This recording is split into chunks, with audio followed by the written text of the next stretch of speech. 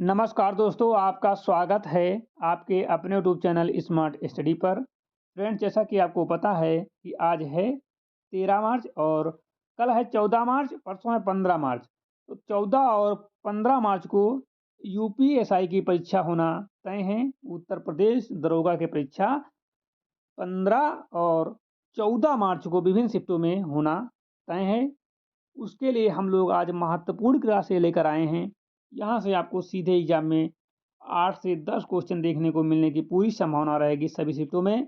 ठीक है, 14 मार्च की सभी शिफ्टों में और 15 मार्च की सभी शिफ्टों के लिए क्लास है। बहुत ही ज़्यादा महत्वपूर्ण क्लास है, तो आप लोग इस क्लास को मिस करने की गलती बिल्कुल भी मत करना।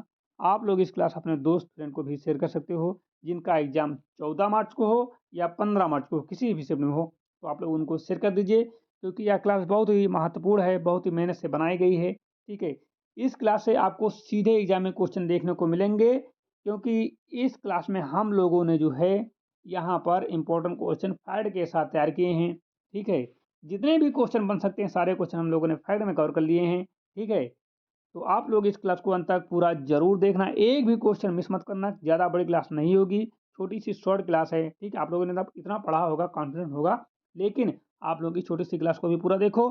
यदि आपको यहाँ से 5 से 10 क्वेश्चन मिल जाते हैं बिना किसी कन्फ्यूजन के, तो क्या दिक्कत है, आप लोग उसको पूरी तैयार कर लीजिए। ठीक है, और जो लोग अभी तक स्मार्ट स्टडी यूट्यूब चैनल को सब्सक्राइब नहीं किए हैं, वो सभी लोग चैनल को सब्सक्राइब कर लो, बेल आइकन को प्रेस कर लो, ताकि आने वाली वीडियो का नोटिफिकेशन सबसे पहले आपको मिल सके। और आप लोग एग्ज़ाम देने के बाद क्वेश्चन पेपर ज़रूर शेयर करना, उसका हम सॉल्यूशन कराएँगे। क्वेश्चन पेपर शेयर करने के लिए आप लोग स्मार्ट स्टडी के ऑफ़िशियल टेलीग्राम चैनल को ज़रूर जॉइन करो, और ऑफ़िशियल टेलीग्राम चैनल पर ही क्वेश्चन शेयर करना। टेलीग्राम चैनल की लिंक जो है वो आपको डिस्क्रिप्शन बॉक्स में मिल जाएगी, वहाँ पर लिंक पर क्लिक होकर जॉइन हो जाना। उसके बाद आप लोग क्वेश्चन पेपर शेयर कर देना। ठीक है, तो आज की क्लास को हम स्टार्ट करेंगे। पहला क्वेश्चन आ रहा है स्क्रीन पर, पहला क्वेश्चन आ रहा है स्क्रीन पर, क्वेश्चन नंबर 5 से स्टार्ट होगा। ठीक है, इससे पहले हम 4 क्वेश्चन करा चुके थे। तो आज की क्लास का पहला क्वेश्चन है, माई इंडिया ऑफ नेशन फर्स्ट पुस्तक किसने लिखी? महत्वपूर्ण क्वेश्चन है। माई इंडिया ऑफ नेशन फर्स्ट पुस्तक किसने लिखी? राम माधव, उदय माहुरकर, राजीव मल्होत्रा या सुधांशु त्रिवेदी? तो माई इंडिया ऑफ नेशन फर्स्ट पुस्तक जो है उदय माहुरकर ने लिखी है। किसने? उदय माहुरकर ने लिखी है। उदय माहुरकर एक वरिष्ठ पत्रकार और वर्तमान में केंद्रीय सूचना आयुक्त सीआईसी हैं। यह पुस्तक भारत के राष्ट्रवाद और संस्कृत मूल्यों पर आधारित है। ठीक है, तो यहाँ से 2 क्वेश्चन बन सकते हैं। जैसे कि एक क्वेश्चन ये है, उदय माहुरकर एक वरिष्ठ पत्रकार हैं, और पूछे वो वर्तमान में क्या हैं, तो आपको बताना है वो वर्तमान में केंद्रीय आयुक्त सूचना आयुक्त हैं। क्या कौन है? सीआईसी हैं। ठीक है, और ये क्वेश्चन बन सकता है कि यह पुस्तक भारत के राष्ट्रवाद और संस्कृत के मूल्यों पर आधारित है, यानी कि यह पुस्तक किस पर आधारित है, तो आपको बताना है यह पुस्तक राष्ट्रवाद और सांस्कृतिक मूल्यों पर आधारित है। ठीक है, अगला क्वेश्चन बन सकता है कि इसमें प्रधानमंत्री मोदी के नेतृत्व में नेशन फर्स्ट राष्ट्र प्रथम की नीति को विश्लेषण किया है। तो क्वेश्चन बन सकता है कि इस पुस्तक में किस नीति का विश्लेषण किया गया है, तो आपको बताना है कि इस पुस्तक में जो है प्रधानमंत्री मोदी के नेतृत्व में नेशनल फर्स्ट यानी कि राष्ट्र प्रथम की नीति का विश्लेषण किया गया है, कि राष्ट्र प्रथम है। ठीक है, और माहुरकल ने इसे पहले सावरकर पर भी एक चर्चित पुस्तक लिख चुके हैं। ठीक है, माहुरकर जिन्होंने पुस्तक लिखी है, उन्होंने सावरकर पर भी एक पुस्तक लिख चुके हैं। ठीक है, तो यहाँ से क्वेश्चन बन सकता है, और पुस्तक का विवेचन कई प्रसिद्ध राजनेताओं और विचारकों की उपस्थिति में हुआ है। यह युवाओं में देशभक्ति की भावना जागृत करने का प्रयास कर रही है। ठीक है, तो क्वेश्चन ये पूछा जा सकता है यहाँ पर कि जो माई क्या पुस्तक का नाम है, माई इंडिया ऑफ नेशन फर्स्ट पुस्तक जो है, या किसकी भावनाओं को जागृत करने की कोशिश कर रही है? यहाँ से क्वेश्चन ऐसा बन सकता है। तो आपको बताना है कि युवाओं में देशभक्ति की भावना को जागृत करने की कोशिश कर रही है, क्योंकि इसके नाम में ही माई इंडिया लिखा है। ठीक है, और पुस्तक में भारत के ऐतिहासिक गौरव की भविष्य के रोड मैप पर चर्चा की गई है। ठीक है, भारत में इस पुस्तक में जो है भारत के ऐतिहासिक गौरव और भविष्य के रोड मैप की चर्चा की गई है। लेखक ने आत्मनिर्भर भारत और वैश्विक नेतृत्व जैसे विषयों को जोड़ा है। यह शासन और नागरिक जिम्मेदारों के बीच संतुलन की व्याख्या करती है।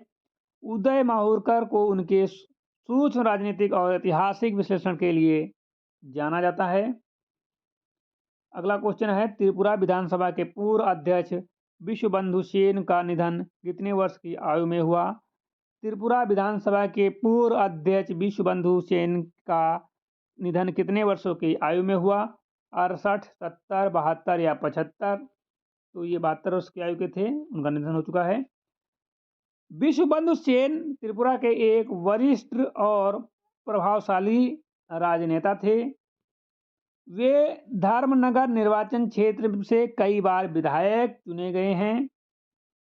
72 वर्ष की आयु में बीमारी के कारण उनका निधन हो गया। वे त्रिपुरा विधानसभा के अध्यक्ष स्पीकर के रूप में अपनी निष्पक्षता के लिए जाने जाते थे। मुख्यमंत्री मणिक शाह ने उनके निधन पर गहरा शोक व्यक्त किया है और सेन ने त्रिपुरा की राजनीति में दशकों तक ठीक है सक्रिय भूमिका निभाई है। उनके कार्यकाल में विधानसभा की कार्यवाही को आधुनिक बनाने का प्रयास किया गया। वे अपने क्षेत्र के विकास और जन कल्याणकारी कार्यों के लिए लोकप्रिय थे। उनके सम्मान में राजकीय शोक की घोषणा की गई। वे पहले कांग्रेस में थे, बाद में बीजेपी में शामिल हुए। ठीक है।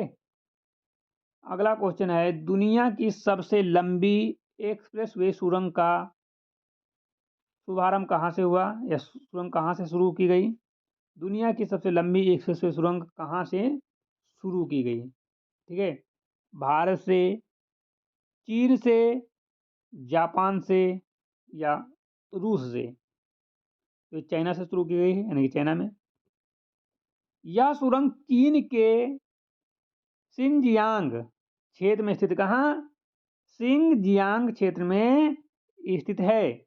इसका नाम जो है, इसका नाम क्या है? इसका नाम है टियानशान सिहांगिल टनल, जो उरुमकी यूली एक्सप्रेसवे का हिस्सा है।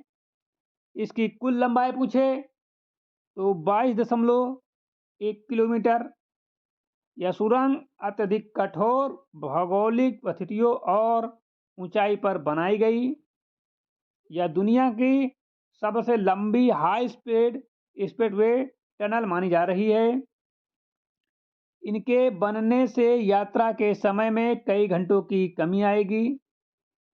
इनके निर्माण में उन्नत टनल बोरिंग मशीन टीबीएम का उपयोग किया गया है। चीन ने इस प्रोजेक्ट को अपने बेल्ट एंड रोड इंटर्नशिप के तहत महत्वपूर्ण माना है। भारत की सबसे लंबी सुरंग अटल टनल है, लेकिन यह एक्सप्रेस वे क्षेत्र में इससे छोटी है। यह इंजीनियरिंग के क्षेत्र में चीन की बढ़ती क्षमता का प्रमाण है। ठीक है, तो ज़्यादा ही इस क्वेश्चन से ज़्यादा क्वेश्चन नहीं बन सकते, बस यहाँ से एक क्वेश्चन पहला ही बन सकता है कि कहाँ से शुरुआत की गई, तो आपको बताना है चाइना से। बाकी इस पॉइंट में ज़्यादा ध्यान देने की जरूरत है नहीं, और लंबाई भी याद कर लेना, ये पॉइंट इंपॉर्टेंट है कि इसकी लंबाई कितनी है, तब आपको बताना है कि 22.1 किलोमीटर। ठीक है, ये सही पॉइंट याद रखना बस। अगला क्वेश्चन, 72वीं सीनियर नेशनल वॉलीबॉल चैंपियनशिप कहाँ आयोजित होगी? लखनऊ, पटना, वाराणसी या फिर रांची? तो ये वाराणसी में होगी। उत्तर प्रदेश का वाराणसी शहर इस प्रतिष्ठित राष्ट्रीय चैंपियनशिप की मेजबानी करेगा। इसका आयोजन वाराणसी के श्रृंगार stadium doctor Sampurnanand sports stadium में होगा। तो आपको यहाँ पर जहाँ पर होगा उस प्लेस का स्थान वाराणसी याद रखना है, और स्टेडियम का नाम याद रखना है डॉक्टर संपूर्णानंद स्पोर्ट स्टेडियम। ठीक है, और यह आयोजन उत्तर प्रदेश वॉलीबॉल एसोसिएशन के तत्वाधान में किया जा रहा है। इससे भारत के सभी राज्यों और केंद्र शासित प्रदेशों की टीमें हिस्सा लेंगी। पुरुष और महिला दोनों वर्गों में मुकाबले आयोजित किए जाएंगे। वाराणसी को क्षेत्र खेलों के हब के रूप में विकसित करने की दिशा में एक बड़ा कदम है। चैंपियनशिप से सर्वश्रेष्ठ खिलाड़ियों का चयन भारतीय राष्ट्रीय टीम के लिए किया जाएगा। ठीक है, 1-2 पॉइंट और हैं कि स्थानीय स्तर पर वॉलीबॉल के प्रति युवाओं का आकर्षण बढ़ाने का लक्ष्य है। उत्तर प्रदेश सरकार ने इस आयोजन के लिए विशेष व्यवस्थाएं की हैं। वाराणसी इससे पहले भी कई राष्ट्र स्तर की खेल प्रतियोगिताओं का सफल आयोजन कर चुका है। ठीक है, तो बस 10 मिनट की क्लास कंप्लीट हो चुकी है और यहीं पर इस चैनल को हम विराम देंगे और अभी हम एक क्लास और जस्ट ही रिकॉर्ड करके तुरंत आपको हम डाल रहे हैं ताकि आपको एग्जाम में जो है महत्वपूर्ण क्वेश्चन बनते रहें। तो इस क्लास से आपको 8 से 10 नंबर मिलने की संभावना है। ठीक है, फैक्ट के साथ क्वेश्चन हमने कम कराए हैं, लेकिन फैक्ट के साथ क्वेश्चन बनने की संभावना है। तो फैक्ट आप लोग जरूर याद रखना, इसलिए हमने इतने पॉइंट कवर किए हैं, वरना सीधे क्वेश्चन कराते थे। लेकिन इन फैक्टों से क्वेश्चन बनने की संभावना है, क्योंकि अगर हम फैक्ट से क्वेश्चन बनाते तो बहुत क्वेश्चन बन जाते। अभी तक इस क्लास से कम 20-25 क्वेश्चन फैक्ट से ही बन जाते। तो आप लोग फैक्ट याद कर लेना, क्वेश्चन जैसे भी बन के आएगा आप लोग कर लोगे, आंसर सेम रहेगा। ठीक है, तो मिलते हैं एक नई क्लास के साथ, तब तक के लिए जय हिंद।